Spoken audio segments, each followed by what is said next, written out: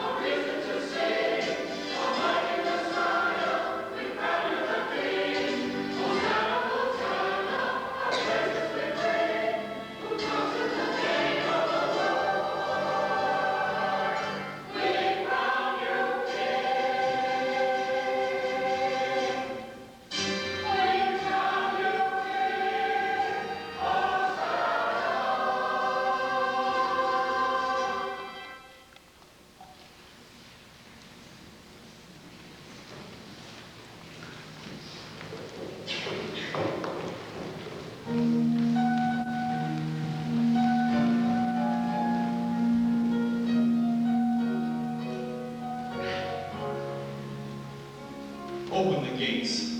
It seems impossible. And so many years have gone by since that day. I used to wonder whether I should have let him go. If only I had known then what I know. Now, being Roman myself, I know the Roman mind. In fact, I knew that centurion Marcus. He wasn't afraid of any enemy, but he was terrified of his own superiors. Fearful of an insurrection at the gates, he let them all in. Jesus, the disciples, the crowds, even Jesus' mother Mary. It was pandemonium.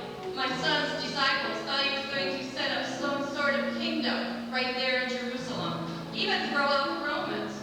Peter was more excited than any of them. So what's it? I told him, I know my son. This isn't about politics, even if we are in Jerusalem. Jerusalem, I thought it's time. His kingdom starts now. Finally, this was what we had waited for. I had waited too long for God's kingdom on earth to be established, so I decided to see if I could hurry his timing. In the end, my own name became a synonym for murderer, rival, Barabbas, the insurrectionist. And then I met the woman. She was fascinated by Jesus' teachings, but she was different. A Roman educated, I'm sure. I don't know if she was a follower, but she must have really wanted to know about Jesus, because as a Roman, she was risking all I had to be there. But I couldn't help myself. He was more than a simple rabbi, more than a prophet, much more. I had no idea who she was, but she seemed to know me and who Jesus was. She wanted to know where he would be teaching. The temple, of course, rallied the people. Raise your army. They couldn't stop us. This is what I've waited for since he chose me as one of the 12. We went right to the temple. I couldn't wait to see what was going to happen. And then Jesus strode into the temple. It's not a marketplace to sell your wares. This is my Father's house, a holy place of prayer. Selling a sacrifice, robbing mankind. This is my Father's house, how could you be so blind? Does worship have a price tag? Is loyalty for sale? Is it praise? Is it profit that somehow will prevail? he threw out the temple merchants and the money changers. Threw them out. He shouted, "My Father's house will be a holy place of prayer." My Father's house? And he told his own people that they had turned the temple into a den of robbers. Fearless or foolish, but amazing. He had a passion for the temple I had never seen before. No, he was no ordinary man. It's not a marketplace to sell your wares. This is my Father's house, a holy place of prayer.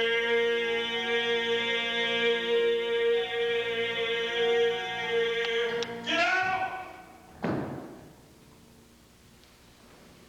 What was really the most amazing thing to me was that we went back. In fact, we kept going back to the temple Every morning, he would show up at the temple.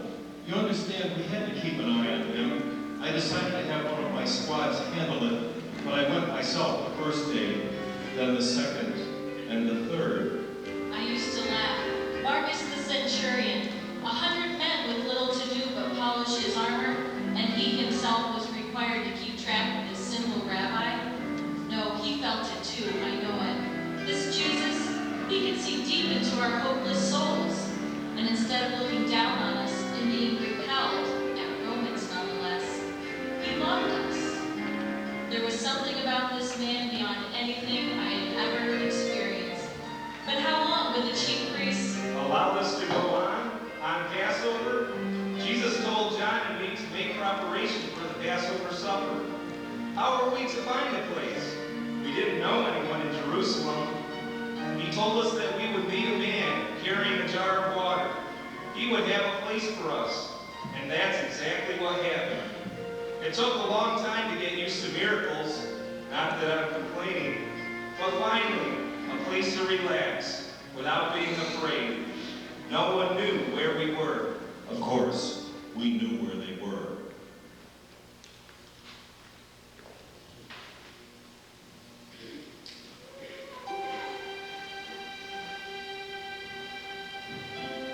I had never spent a more painful and wonderful time with the rabbi. He spoke of frightful things, but through the whole evening, his love for us was never more obvious. I honestly believed he would do anything for us. I knew he would, in my heart, he would give his very own life for us.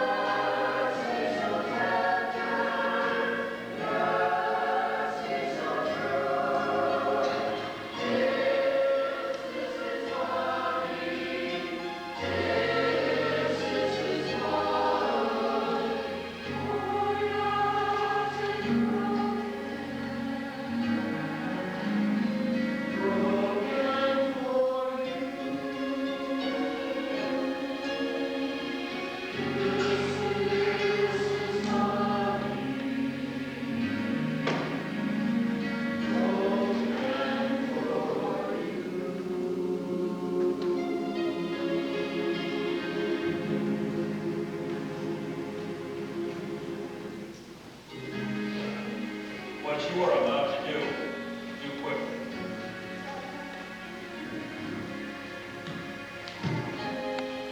Out the door and down the stairs and into the night, off in the direction of Caiaphas' palace, right in front of me. I'd seen this type of thing before. Betrayed, I was almost certain. But why wasn't I relieved? Another threat to the peace eliminated, another problem solved, then tell me why I ached inside. Even after Jesus showed us who it was, I didn't understand. But I knew that I would never betray him. I would lay down my life for you. Would you really, Peter? I tell you the truth, before the rooster crows, you will have disowned me 3 times. Deny you, Lord? No. Never. Never.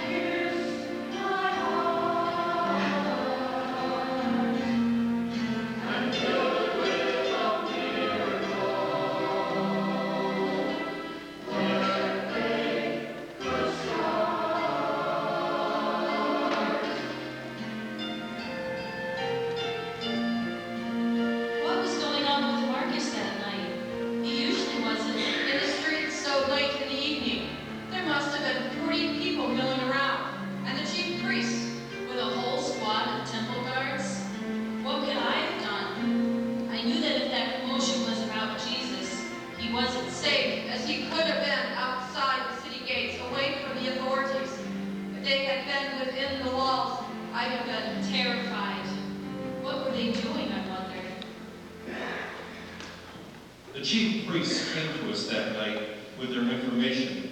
As I thought Judas would lead us to Jesus, then we were to arrest him. We, and what Roman law had Jesus broken? I wondered if that even mattered anymore. But no, it would not be a Roman arrest. I would go with them, though. It happened anywhere around Jerusalem. It was my business.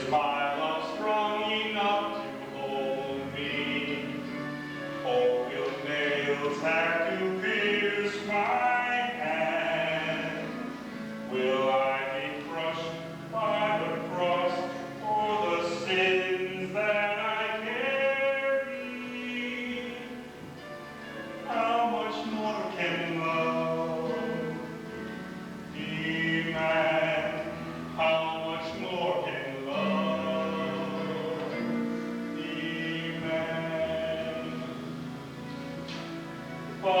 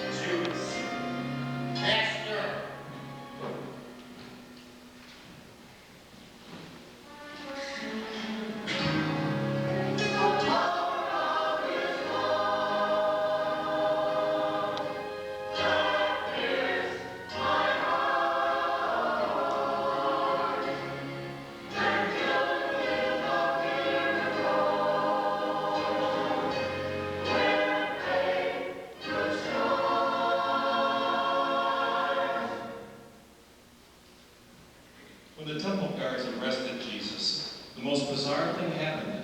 Peter, one of his inner circle of friends, reared up with a sword and took the ear off one of the high priest's servants. I thought that's what it had come to, armed resistance. I swung the sword at the nearest man, thinking he would jump back. I never really held a sword before, but he didn't jump back. I almost took his head off. I hit him in the side of the head and cut his ear completely off. Even feeble attempts with a sword are dangerous. Instead of joining the fight, Jesus called me off. And the ear that I had just cut off, I'm telling you the truth now. Jesus picked it up and put it back on. The disciples ran like the wind. I wish I had men who were that sure-footed in the dark. They took Jesus to Caiaphas, the chief priest, for interrogation. But as the mob moved, I could see someone in the shadows following us at a distance. No one else saw him, I'm sure. As a soldier, I was trained to be aware of my surroundings. I had to see where they were taking him. I kept my distance so that I wouldn't be seen.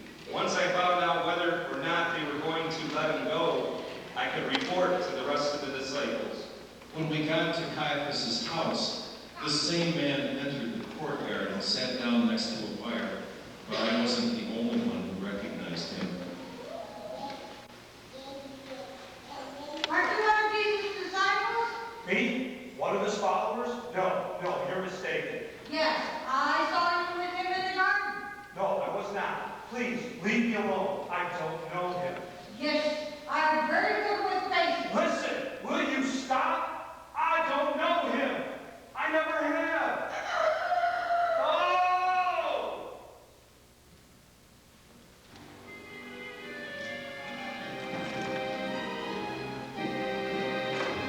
Scared I could barely escape with my life.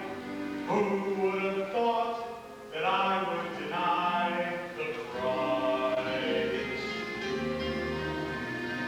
I was a solid one. I was his friend. Who would have thought I'd reject him again and again? Does friendship have a price tag? Is loyalty for sale? Was it fear in that moment that somehow made me fail? I was scared I could barely escape with my life. Who would have thought that I would deny the cross?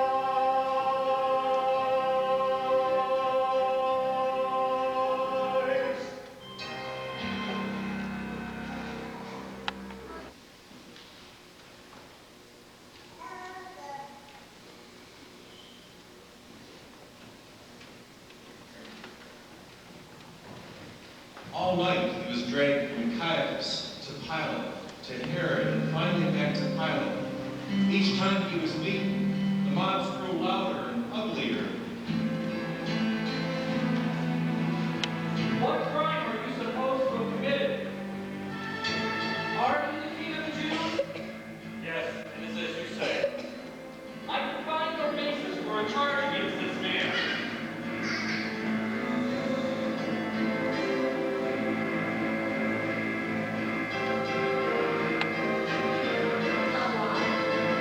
Be watching.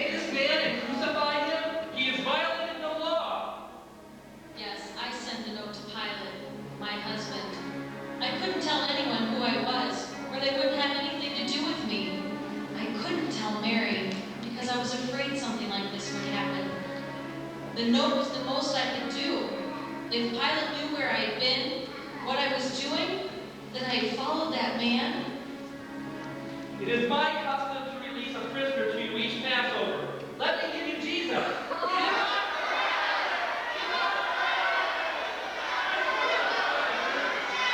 Barabbas, they cried.